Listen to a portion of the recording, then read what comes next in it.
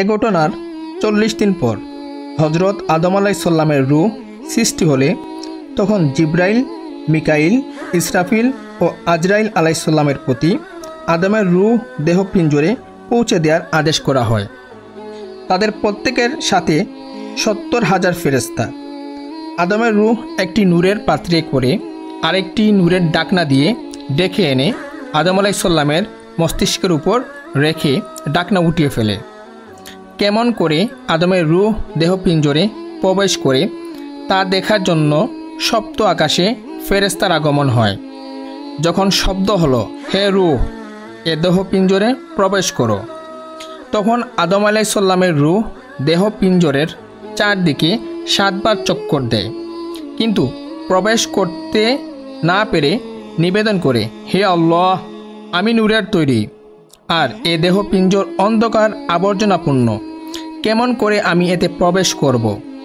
আবার শব্দ হলো, হে আদমের রূহ, অনিচ্ছায় এ দেহে পিঞ্জরে প্রবেশ করো এবং অনিচ্ছায় বের হয়ে আসো। এ নির্দেশ পেয়ে আদমের রূহ রন্ধপথে দেহ পিঞ্জরে প্রবেশ করে মস্তিষ্কের চারদিকে ঘুরতে থাকে। তখন আদম আলাইহিস সালাম চোখ খুললেন।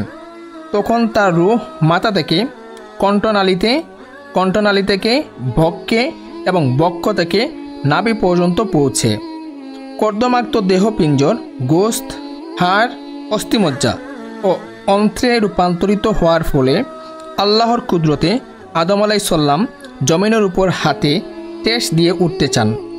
তখন ফেরেশতারা বলে উঠেন, এ বান্দা তোরা প্রবণ হবে। এখনও তার শরীর অর্ধেক কর্দমাক্ত, অথচ সে উঠতে চাচ্ছে। এ সম্পর্কে আল্লাহ পাক বলেন, খালিকাল ইনসানু আজলু, এর অর্থ হচ্ছে মানুষকে সৃষ্টি করা হয়েছে তোরা প্রবণ করে। আদম আলাইহিস সালাম সিও দেহের প্রতি তাকিয়ে দেখলেন আল্লাহ পাক তাকে কী দিয়ে সৃষ্টি করেছেন। এ সময় তার রূহ, জুরা, রগসমূহ, গোশত, হাড় ও অস্থিমজ্জা, মোট কথা সমস্ত শরীরে বায়ুর ন্যায় ঘুরতে থাকে। তখন আদম আলাইহিস সালামের মস্তিষ্কে শুইয়ে দেওয়ার এবং চেহারা মর্দনের জন্য ফেরেশতাদের পাঠানো হয়। এর অল্পক্ষণ পরেই তার হাঁচি আসে। আল্লাহ তাআলার পক্ষ থেকে আগত এলহামের শিক্ষানুসারে হজরত আদম আলাইহিস সালাম আলহামদুলিল্লাহ বলে ওঠেন। উত্তরে আল্লাহ পাকের তরফ থেকে বলা হয়, ইয়ারহামুকুল্লাহ। তাই কেউ হাঁচি দিয়ে আলহামদুলিল্লাহ বললে উত্তরে ইয়ারহামুকুল্লাহ বলা মুমিনদের বা মুসলিমদের উপর ওয়াজিব করা হয়েছে।